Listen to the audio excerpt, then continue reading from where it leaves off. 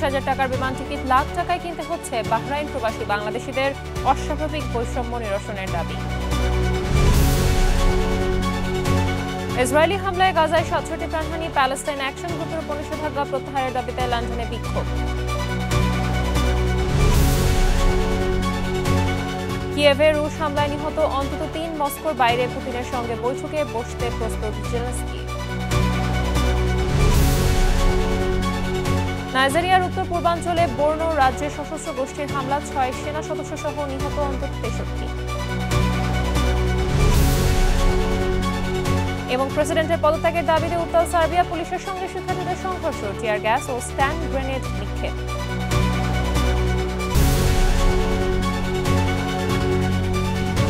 বিশ্বজুড়ে ঘটে যাওয়া দিনের গুরুত্বপূর্ণ ঘটনা বলে নিয়ে আরটিভি নিয়মিত আয়োজন সারাদিনের বিশ্ব।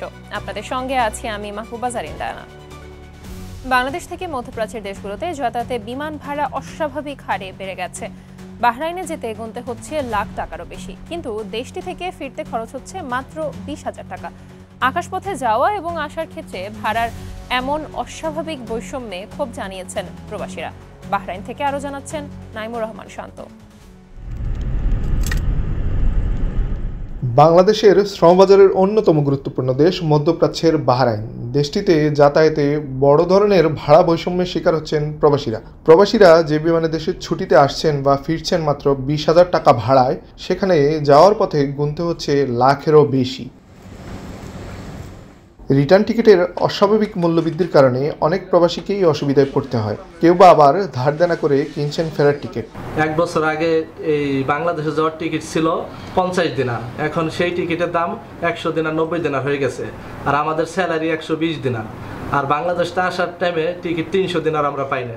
তাহলে আমরা এই স্যালারি থেকে আমরা কিভাবে বাংলাদেশে যাব? মা বাবা অসুস্থ থাকলে আমরা যে দেশে যাওয়ার সময় যে সিঙ্গেল টিকিট কেটে যাই, পরে আমরা যে সময় 2 মাস 3 মাস পরে রিটার্ন আসতে চাই, ওই সময় যদি টিকিট কাটতে যাই 200-300 দিনার লাগে। তাই 200-300 দিনার থেকে আমাদের কি বলবো ভাই, বাড়ির থেকে আসার সময় প্রচুর কষ্ট হয়ে যায়। সরকারের কাছে আমাদের একটাই আবেদন যে এই বিষয়টা সরকার ফলো করে আর কি।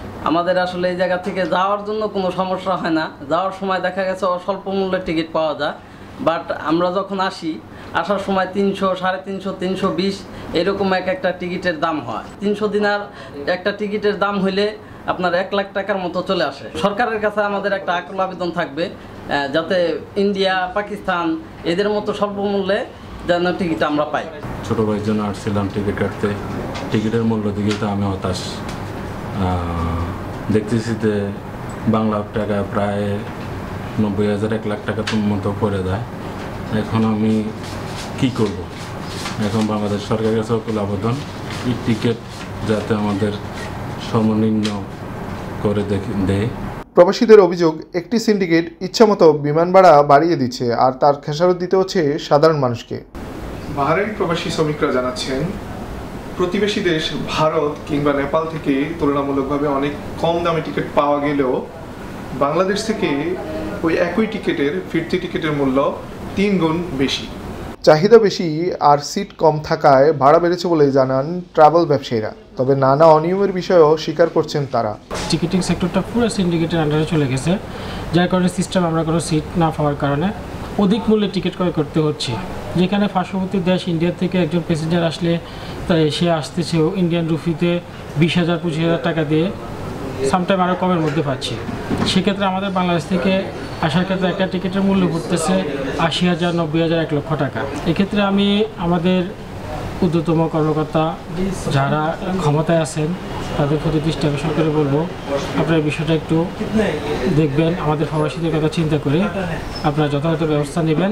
ঢাকা বাহরাইন প্রাইস বেশি হওয়ার মূল কারণ সিট অ্যাভেলেবেল নাই। আর সিট অ্যাভেলেবেল না থাকার কারণ হচ্ছে আমাদের অনেকগুলি ফ্লাইট ইতিমধ্যে বন্ধ হয়ে গেছে, যেমন ইতিহাদ এয়ারওয়েজ, শ্রীলঙ্কান এয়ারওয়েজ, তারপর আল সালাম, এই ফ্লাইটগুলি যখন অ্যাভেলেবেল ছিল তখন প্রাইসও অনেক কম ছিল। আসার টিকিটগুলো ওরা অ্যাকচুয়ালি পাচ্ছে না, অনেকের হয়তো অক্টোবরের দিকে ওদের ডিউটিতে জয়েন করতে হয়, তো সেপ্টেম্বরের টিকিটগুলো আসলে একটা টিকিট 180, 200, 250 এরকম করে হচ্ছে আর কি। দেশের অর্থনীতির অন্যতম প্রধান চালিকা শক্তি রেমিটেন্স যোদ্ধা এই প্রবাসী শ্রমিকরা। অস্বাভাবিক টিকিটের দাম নিয়ন্ত্রণে দ্রুত কার্যকর পদক্ষেপ নেবে সরকার ও সংশ্লিষ্ট কর্তৃপক্ষ, এমনটাই প্রত্যাশা বাহরাইন প্রবাসীদের।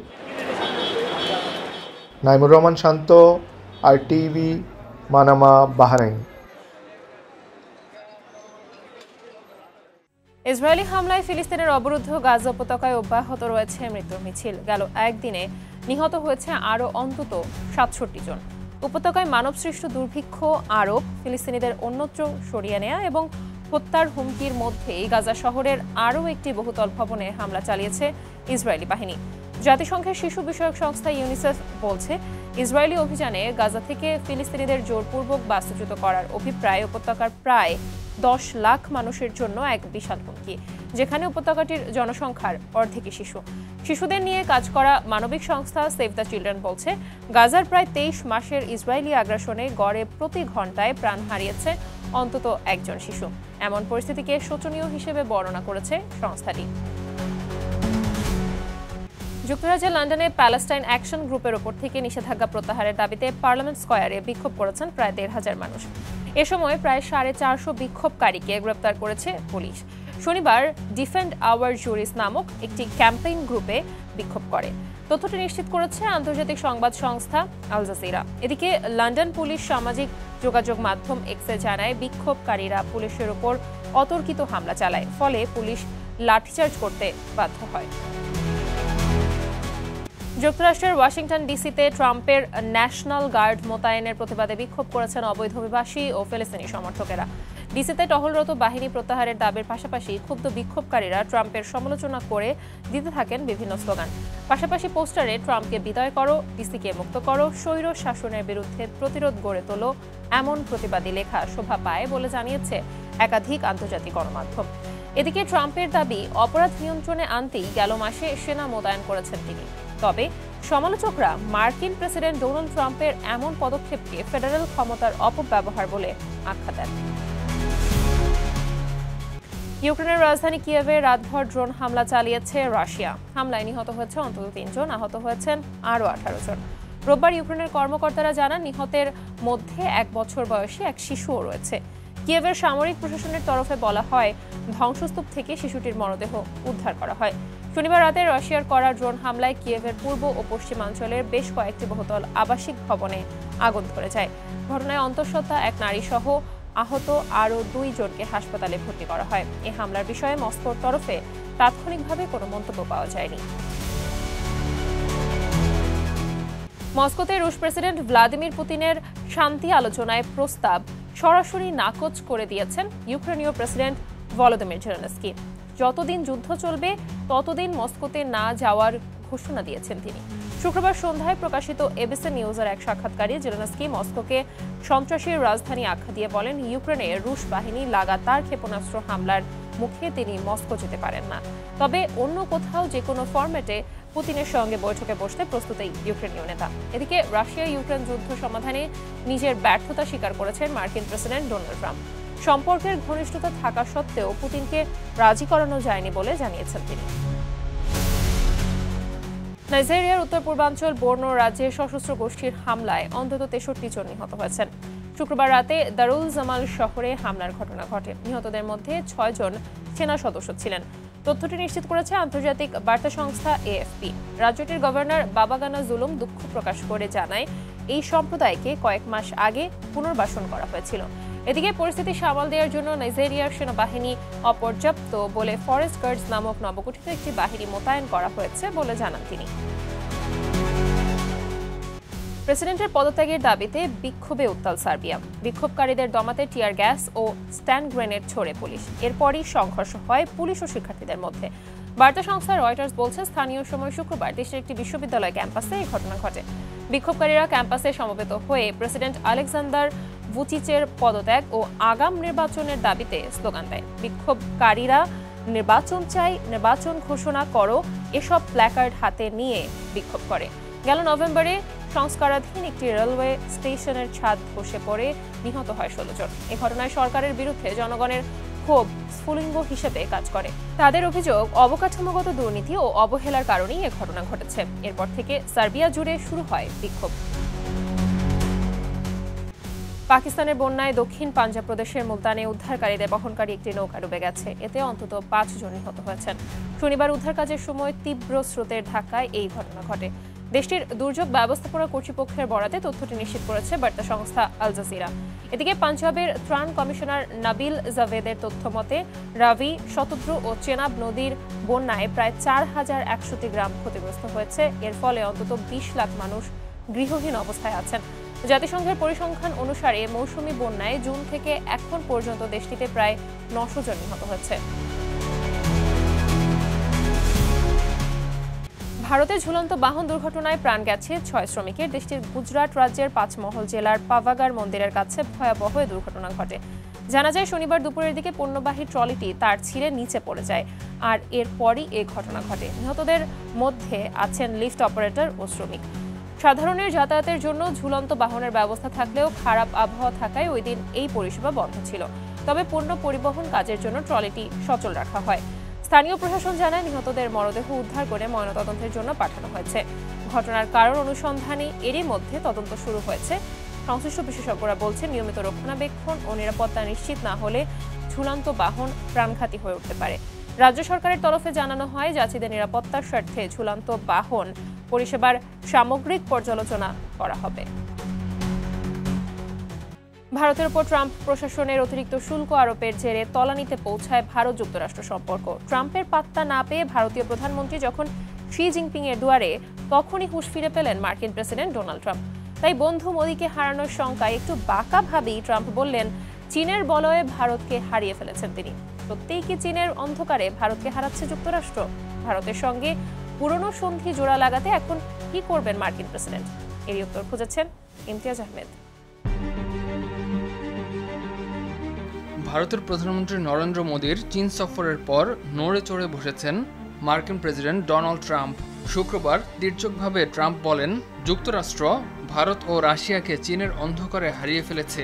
সামাজিক মাধ্যমে দেয়া এই বার্তার সঙ্গে সাংহাই কোঅপারেশন অর্গানাইজেশন বা এসসিও সম্মেলনে যোগ দেয়া মোদি, পুতিন ও শি জিনপিং এর ছবিও যুক্ত করেন মার্কিন প্রেসিডেন্ট।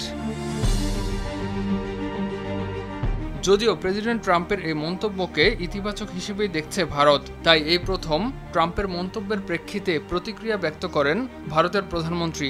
শনিবার সকালে এক্সে দেয়া এক পোস্টে প্রেসিডেন্ট ট্রাম্পের অনুভূতি এবং যুক্তরাষ্ট্র ভারত সম্পর্ক নিয়ে ট্রাম্পের ইতিবাচক মনোভাবের প্রশংসা করে নরেন্দ্র মোদী। বলেন, ভারত এর পুরোপুরি প্রতিদান দেবে। আর ক্রিয়া প্রতিক্রিয়ার 24 ঘন্টা কাটতে না কাটতেই ওই আক্ষেপ ছাপিয়ে প্রেসিডেন্ট ট্রাম্প জানান, সবসময় মোদির বন্ধু থাকবেন তিনি। এছাড়া মোদিকে একজন মহান প্রধানমন্ত্রী হিসেবেও উল্লেখ করেন ট্রাম্প। ভারত যুক্তরাষ্ট্রের সম্পর্ক বিশেষ ধরনের বলেও মন্তব্য করেন মার্কিন প্রেসিডেন্ট। তাই আত্মবিশ্বাসের সঙ্গে দুই দেশের সম্পর্ক নিয়ে দুশ্চিন্তা করার কোনো কারণ নেই বলেও মন্তব্য করেন। এদিকে ট্রাম্পের মন্তব্য নিয়ে সমালোচকরা বলছেন, এ ধরনের মন্তব্য ও তার পিঠে প্রধানমন্ত্রী নরেন্দ্র মোদীর ইতিবাচক জবাবের ফলে নতুন জল্পনা শুরু হয়েছে। গেল 27 আগস্ট ভারতের ওপর অতিরিক্ত 25% শুল্ক চাপানোর পর ট্রাম্প ভারত যুক্তরাষ্ট্রের দ্বিপক্ষীয় সম্পর্ক এবং রাশিয়ার কাছ থেকে তেল কেনা নিয়ে যত মন্তব্য করেছেন, এর একটিরও জবাব দেননি ভারতীয় প্রধানমন্ত্রী। এমনকি চীনের অন্ধকারে ভারত ও রাশিয়াকে হারিয়ে ফেলা নিয়ে ট্রাম্পের করা মন্তব্যের সরাসরি কোনো জবাব দেননি। তবে পরের দিনের মন্তব্য জানাজানি হওয়ার সঙ্গে সঙ্গেই মোদির ইতিবাচক বিবৃতি থেকে বিশেষজ্ঞরা ধারণা করছেন, ভারত যুক্তরাষ্ট্রের সম্পর্কের আড়ষ্টতা হয়তো শিথিল হতে চলেছে। হোয়াইট হাউসে প্রেস ব্রিফিংয়ে ভারতীয় সংবাদ সংস্থা ANI এর করা এক প্রশ্নের জবাবে মোদিকে এখনো ভালো বন্ধু হিসেবে অভিহিত করেন মার্কিন প্রেসিডেন্ট। ভারতকে আমরা হারিয়ে ফেলিনি। মোদি আমার খুব ভালো বন্ধু, সেই বন্ধুত্ব সবসময় অটুট থাকবে। উনি খুব ভালো প্রধানমন্ত্রী।